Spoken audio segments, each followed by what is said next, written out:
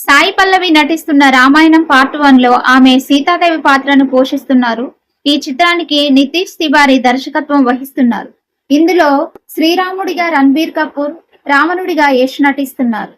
Sai Pallavi Ramayanam part 1 చిత్రంలో సీతాదేవి పాత్రలో కనిపించనున్నారు. తన సహజమైన నటన భావోద్వేగాలను అద్భుతంగా వ్యక్తపరిచే శైలితో ఈ పవిత్ర పాత్రకు ప్రాణం పోస్తారనే అంచనాలున్నాయి. ఈ చిత్రం భారతీయ ఇతిహాసమైన రామాయణాన్ని భారీ స్థాయిలో ప్రేక్షకుల ముందుకు తీసుకురానుంది. రామాయణంలో సీతాదేవి పాత్రను పోషించడం తన జీవితంలో దక్కిన గొప్ప బాధ్యత అని సాయి పల్లవి భావోద్వేగంగా వెల్లడించారు. దేవతా స్వరూపమైన ఆ పాత్రకు న్యాయం చేయడానికి చిత్ర బృందం ఎంతో శ్రమించిందని ఆమె పేర్కొన్నారు. బాలీవుడ్ దర్శకుడు నితీష్ తివారీ ప్రతిష్టాత్మకంగా తెరకెక్కిస్తున్న రామాయణ చిత్రం కోసం దేశవ్యాప్తంగా భారీ అంచనాలు నెలకొన్నాయి.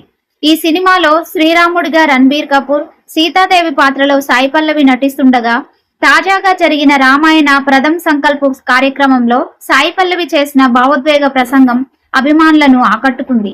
ఈ పాత్ర తనకు కేవలం ఓ సినిమా పాత్ర కాదని, జీవితంలో దక్కిన గొప్ప బాధ్యతగా భావిస్తున్నానని ఆమె పేర్కొన్నారు.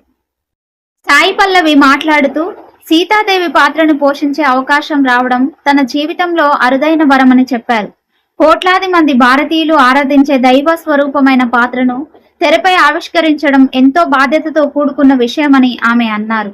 అలాంటి పాత్రను పోషించే ముందు ఎన్నోసార్లు ఆలోచించానని, ప్రతి సన్నివేశంలో గౌరవం, వినయం, పవిత్రత కనిపించేలా నటించేందుకు ప్రత్యేక శ్రద్ధ తీసుకున్నానని వెల్లడించారు. ఈ పాత్ర కోసం దర్శకుడు నితీష్ తివారీతో పాటు మొత్తం చిత్ర బృందం ఎంత కష్టపడిందో కూడా ఆమె వివరించారు. రామాయణం అనేది కేవలం ఒక పురాణ గాథ మాత్రమే కాదని, భారతీయ సంస్కృతి, కుటుంబ విలువలు, ధర్మాన్ని ప్రపంచానికి పరిచయం చేసిన మహోన్నత ఇతిహాసమని ఆమె పేర్కొన్నారు.